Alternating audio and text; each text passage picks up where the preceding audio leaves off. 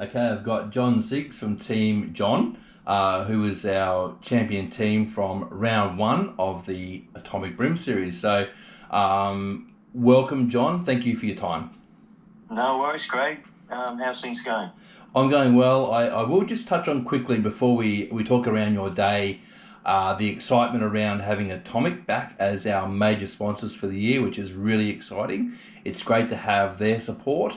Yeah, no, that's good. Yeah, I use Atomic Lures, mate. All good. Yeah.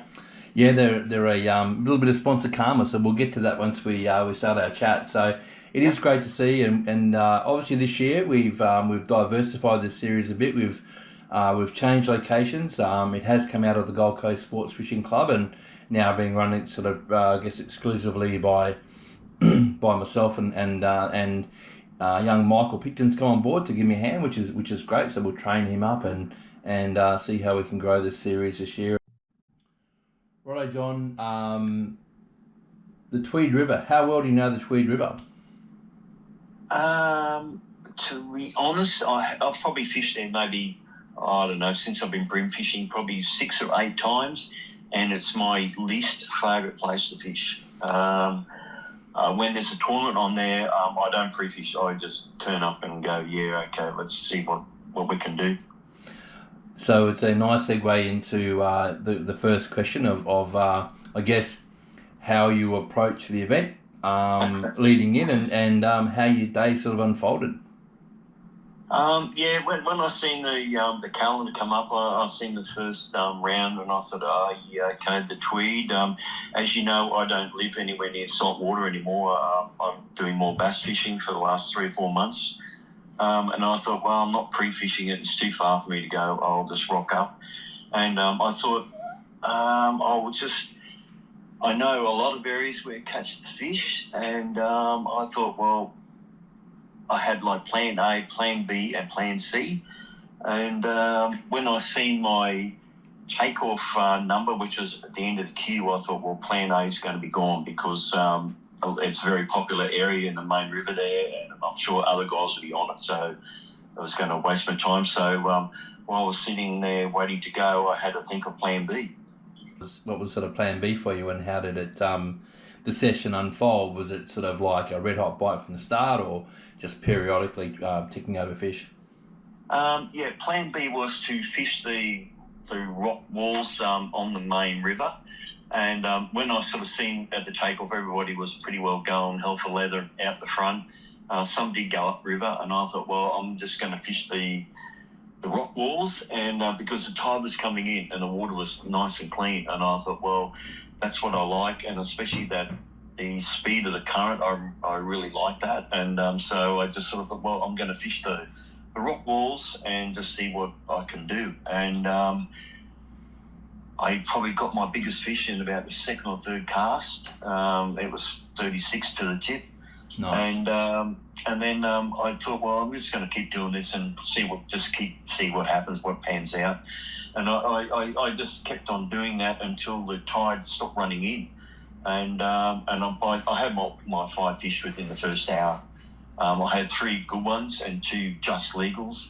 But I caught a lot of fish that were undersized or just legal, that 26, 27 measurement. And I thought, well, I'm just going to keep doing it. And so I was saying when the tide stopped, the bite stopped. And I thought, well, by then I was up near the highway bridge, and I thought, plan C was to go to the canals. There's a group of canals up the top there, which is only a very small system. And so I thought, okay, well, I'll go up there. So I went in there, and there was a heap of other teams in there, and I thought there's no point me trying to fish it because they've already worked it over. Yeah. And so I pretty well came out, and I had a bit of a idle around just in the main area. I don't know what they call that part of the river, but when you come out of where those canals are, I idle around a fair bit around there trying to find fish. And I thought, you know what, the tide's starting to run. I'm going to do what I did with the tide coming in. Let's see what happens. And so I went back to where I finished, and I got an upgrade straight away. And Nice. And then I thought, okay, well, I'm just going to keep doing it until the day's ended. And so I just kept fishing those rock walls, and I I kept catching smaller fish, and so I thought, you know what, I'm going to move out into the deeper water a bit more, even though the current was pretty strong and the wind was blowing the same direction, so it was pretty hard to fish. And I started fishing. I stumbled across a rock bar, and I was just using cracker crab there, and bang, I got another upgrade. And I thought, and I looked on the sander, I could sort of see fish there, and I thought these look decent fish. So I tried to stay there as long as I could, and and then I got I think all day, I think I got 3 upgrades for the day.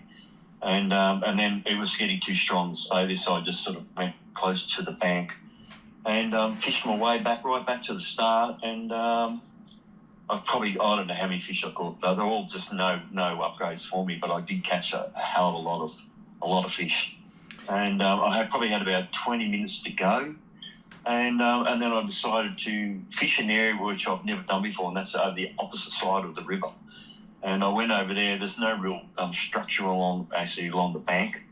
So I fished mainly in the middle where there was a lot of seaweed, and I caught another 2 fish there, but they weren't upgrades. And that was pretty much the day. That was it, done for me. Yeah. And I was wrapped, yeah.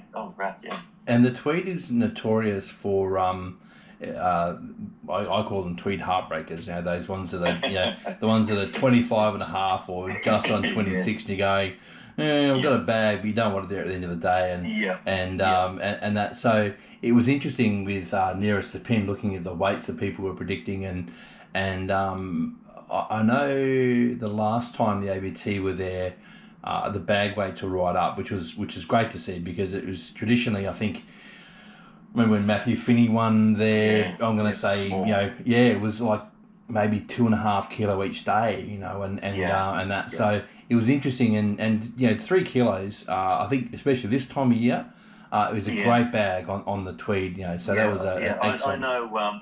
I think I predicted like 2.7 or something like that. I thought, the Tweed is not known for big fish, not unless you're fishing right out the end of the wall there or something like that. Yeah. And I thought, and when I went through my day catching the fish, I thought, I was a bit stunned. I thought, Jesus, you had the weeds go through a hell of a lot of small fish, like you're saying, those heartbreakers, 26, 27s, and then all of a sudden you get a decent fish.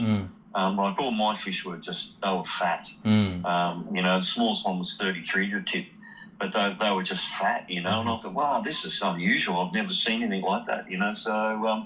But it was good to see, and I was a bit stunned, actually. I didn't expect it at all. Definitely. No, it's a good effort. Now, you mentioned you're on the Cranker Crabs, and I think we were talking before, and you mentioned that there might have been a little bit of sponsor karma in there, the Atomic Bream Series, and I think you're using the Atomic Cracks. I used the Atomic. When I first started, I was cranking a fair bit with the Atomics, but I think my gut feeling, the current was a little bit too strong, and I crossed over to use the plastics, but I was using the Atomics, and I probably used them between the Atomics, Cranker Crabs, and the Eco Gear Aquaporn. That's all I used all day. That's what I was using all day. Yeah. Very much a staple diet of the Queensland bream fishermen. Yeah, that's about it. Yeah, I didn't use any deep divers, because where it's quite drops off the rock walls and it goes quite deep, and looking on the sand of the fish they were hugging the bottom, So that's very fortunate to catch what I did. I think because a lot of teams did struggle, and I made it catch those decent ones while they were there. Pretty much, because as soon as that tide turned.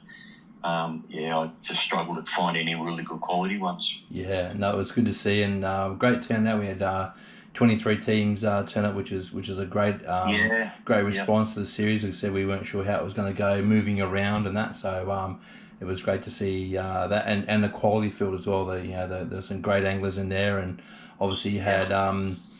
Reigning team of the series champs, Chris Lonnie, just behind you. So that's right. He's already racking up those solid points. Mick and Mel in third. So I looked at the scores and I thought, well, Mel's obviously able to keep off the jacks, so she obviously put some actual brim in the well. So that was good. So and all solid bags. It was good because I thought maybe the way the weather was, it was pretty gnarly there until like about 1 o'clock, and then it settled down. It was pretty, squally showers and the wind, and it was pretty gnarly. And I thought that might have frightened a few guys off, but it was good. It was really good, yeah. Yeah, no, it was great. So, well, I thank you for sharing your day, and like so I'll edit this up, put it on the page, and we've got the YouTube channel now. So I've been in my spare time uploading. I think I'm up about halfway through 2022.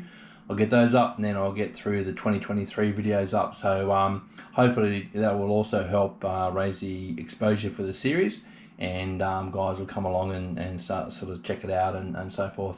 Do have some plans in the works. As you're aware, a little bit of personal stuff going on at the moment. Work through that, and then we'll come out swinging and really sort of get the series motoring along for the year and that. So it should be good. Yeah, no, I'm looking forward to the rest of the series, mate. It sounds great. Yeah. So just for everyone listening, the next round is 21st of April at Paradise Point. So your old stomping ground. You should be. Yes, I've been giving a lot of thought, and I won't be pre-fishing it. It's too far for me to travel, but I'll be there for sure. You'll just go off muscle memory. That's right, mate. Yeah. All right, John. Well, thank you for your time, and you're always willing to share your your tips and techniques, which helps the guys. I mean, we've got everyone from well and truly established tournament anglers right through to guys that are cutting their teeth trying to learn, and these kind of got you guys sharing that knowledge helps them, and that's much appreciated. No worries, great. Thank you very much. Cool.